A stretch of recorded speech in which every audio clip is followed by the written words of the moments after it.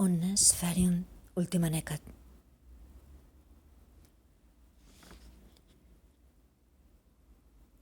Me había quedado dormido bajo el cielo, en el centro mismo de la plaza del Obradoiro. Toda la noche se oyeron pasar pájaros, pero esa paloma fue la que tuvo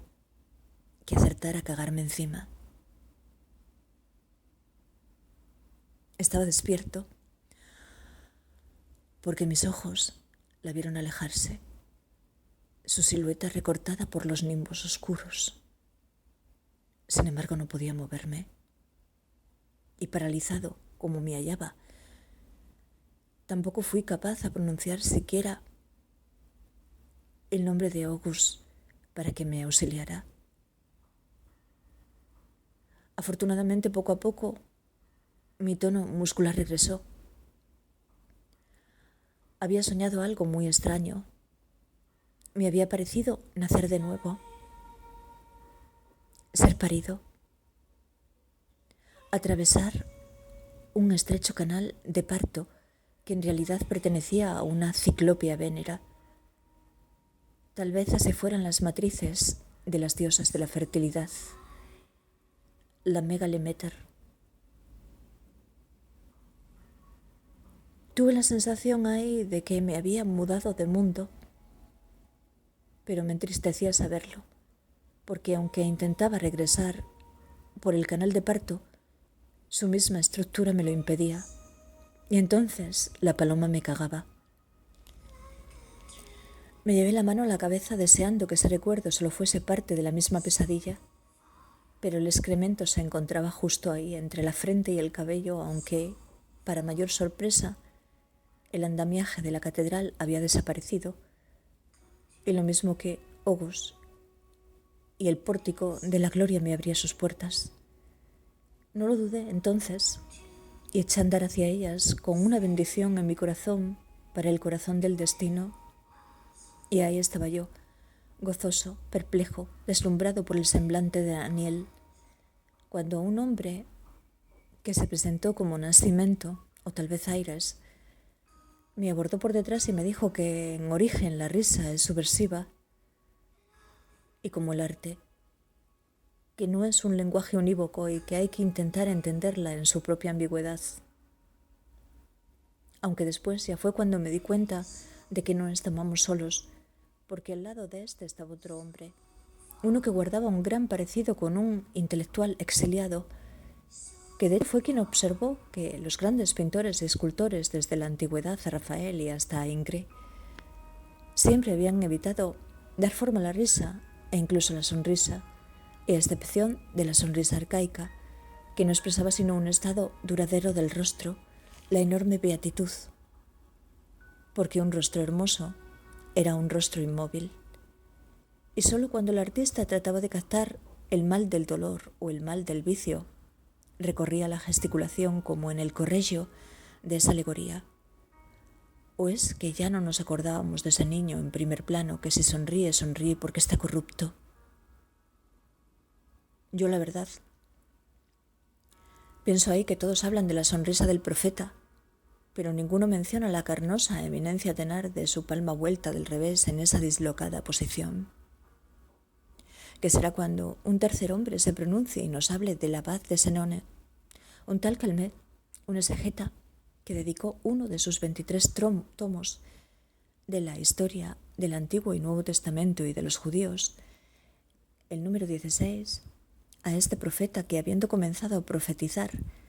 antes de que lo hiciese Ezequiel, continuó haciéndolo después de él, motivo por el cual Daniel suele ser citado en último lugar? Sabremos además, por este hombre venido de no sé qué tiempo, que, aunque Daniel recibió instrucción caldea en su exilio, practicó el kasut, y esto es importante porque en el judaísmo se considera a Daniel el autor de un libro perteneciente a los Ketuvim, los escritos, y la tercera parte en la que se divide el Tanaj, que es lo que los cristianos reconocemos como Antiguo Testamento, pero no un profeta.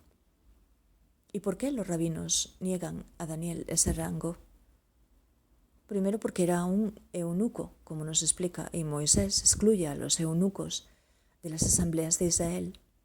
Y segundo porque vivía fuera de la tierra prometida, a la cual estaba vinculado en exclusiva el don de la profecía. Y tercero porque el dolor y la aflicción que acompañaban al destierro y al cautiverio son, en palabras de los rabinos, incompatibles con su espíritu. Pero evidentemente hay quien opina que esto solo son justificaciones formales para esconder el hecho de que en el cristianismo la reinterpretación de Daniel señalará la venida de Jesús como el Mashiach, hecho que no toleran los judíos. Pero lo cierto es que el libro de Daniel es objeto de controversia, y lo es en concreto debido a las historias de Susana y de Bel y del dragón, y uno de los temas que se afanaban en esclarecer los llamados primeros padres de la Iglesia.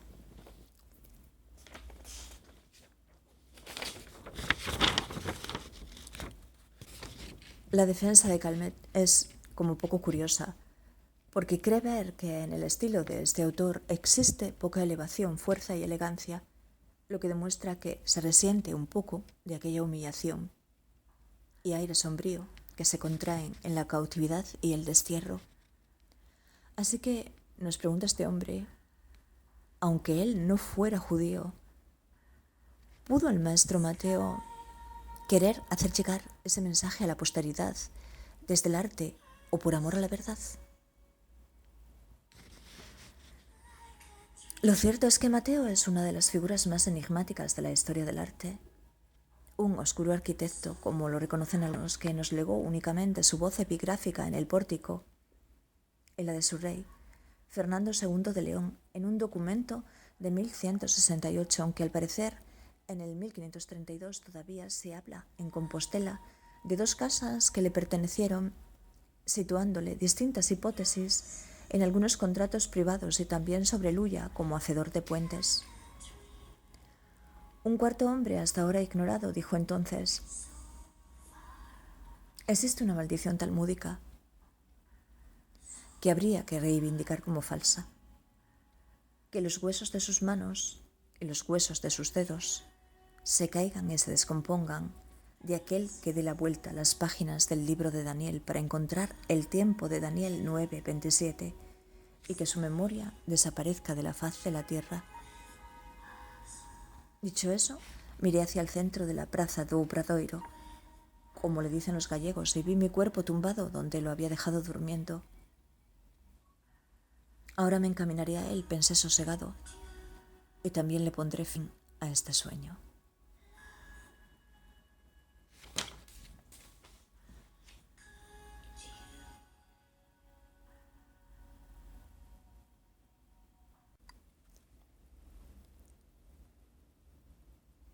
Omnes ferium ultima necat.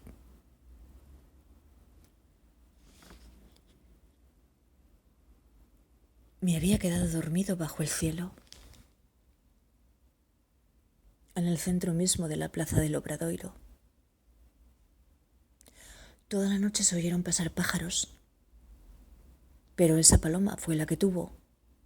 que acertar a cagarme encima. Estaba despierto porque mis ojos la vieron alejarse, su silueta recortada por los nimbos oscuros. Sin embargo, no podía moverme, y paralizado como me hallaba, tampoco fui capaz de pronunciar siquiera el nombre de August para que me auxiliara. Afortunadamente, poco a poco, mi tono muscular regresó. Había soñado algo muy extraño. Me había parecido nacer de nuevo, ser parido, atravesar un estrecho canal de parto que en realidad pertenecía a una ciclópea vénera. Tal vez así fueran las matrices de las diosas de la fertilidad, la Megalemeter. Tuve la sensación ahí de que me había mudado de mundo, pero me entristecía saberlo, porque aunque intentaba regresar por el canal de parto, su misma estructura me lo impedía. Y entonces la paloma me cagaba. Me llevé la mano a la cabeza deseando que ese recuerdo solo fuese parte de la misma pesadilla, pero el excremento se encontraba justo ahí, entre la frente y el cabello, aunque, para mayor sorpresa, el andamiaje de la catedral había desaparecido, y lo mismo que Ogos, y el pórtico de la gloria me abría sus puertas. No lo dudé entonces, y eché a andar hacia ellas con una bendición en mi corazón para el corazón del destino, y ahí estaba yo, gozoso, perplejo, deslumbrado por el semblante de Daniel, cuando un hombre que se presentó como Nascimento, o tal vez Aires, me abordó por detrás y me dijo que en origen la risa es subversiva y como el arte, que no es un lenguaje unívoco y que hay que intentar entenderla en su propia ambigüedad. Aunque después ya fue cuando me di cuenta de que no estábamos solos,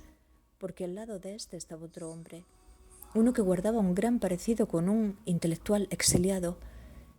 que de hecho fue quien observó que los grandes pintores y escultores desde la antigüedad a Rafael y hasta Ingres siempre habían evitado dar forma a la risa e incluso a la sonrisa, y a excepción de la sonrisa arcaica, que no expresaba sino un estado duradero del rostro, la enorme beatitud, porque un rostro hermoso era un rostro inmóvil. Y solo cuando el artista trataba de captar el mal del dolor o el mal del vicio, recorría la gesticulación como en el corregio de esa alegoría.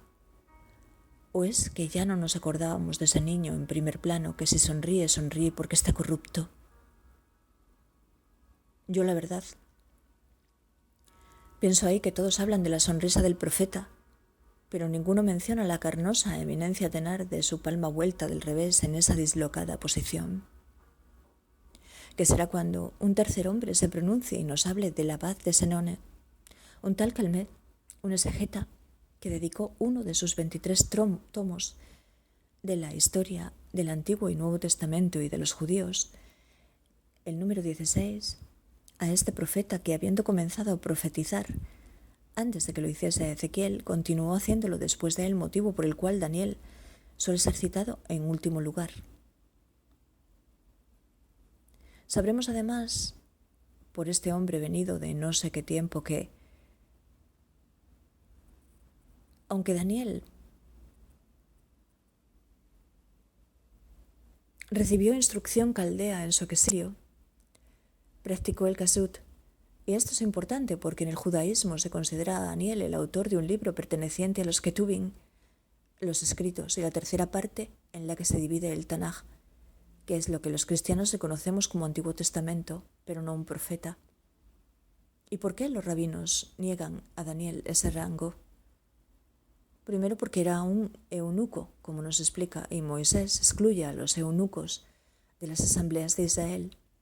Y segundo porque vivía fuera de la tierra prometida, a la cual estaba vinculado en exclusiva el don de la profecía. Y tercero porque el dolor y la aflicción que acompañaban al destierro y al cautiverio son, en palabras de los rabinos, incompatibles con su espíritu. Pero evidentemente hay quien opina que esto solo son justificaciones formales para esconder el hecho de que en el cristianismo la reinterpretación de Daniel señalará la venida de Jesús como el Mashiach, hecho que no toleran los judíos. Pero lo cierto es que el libro de Daniel es objeto de controversia, y lo es en concreto debido a las historias de Susana y de Bel y del dragón, y uno de los temas que se afanaban en esclarecer los llamados primeros padres de la Iglesia.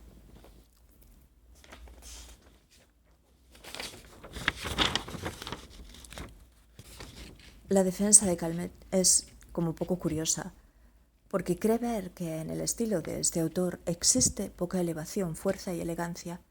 lo que demuestra que se resiente un poco de aquella humillación y aire sombrío que se contraen en la cautividad y el destierro. Así que nos pregunta este hombre, aunque él no fuera judío, ¿pudo el maestro Mateo querer hacer llegar ese mensaje a la posteridad desde el arte o por amor a la verdad? Lo cierto es que Mateo es una de las figuras más enigmáticas de la historia del arte. Un oscuro arquitecto, como lo reconocen algunos, que nos legó únicamente su voz epigráfica en el pórtico, en la de su rey, Fernando II de León, en un documento de 1168, aunque al parecer en el 1532 todavía se habla en Compostela de dos casas que le pertenecieron, situándole distintas hipótesis en algunos contratos privados y también sobre Luya como hacedor de puentes. Un cuarto hombre, hasta ahora ignorado, dijo entonces: existe una maldición talmúdica que habría que reivindicar como falsa, que los huesos de sus manos y los huesos de sus dedos se caigan y se descompongan de aquel que dé la vuelta a las páginas del libro de Daniel para encontrar el tiempo de Daniel 9:27 y que su memoria desaparezca de la faz de la tierra. Dicho eso, miré hacia el centro de la Praza do Obradoiro, como le dicen los gallegos, y vi mi cuerpo tumbado donde lo había dejado durmiendo. Ahora me encaminaré a él, pensé sosegado, y también le pondré fin a este sueño.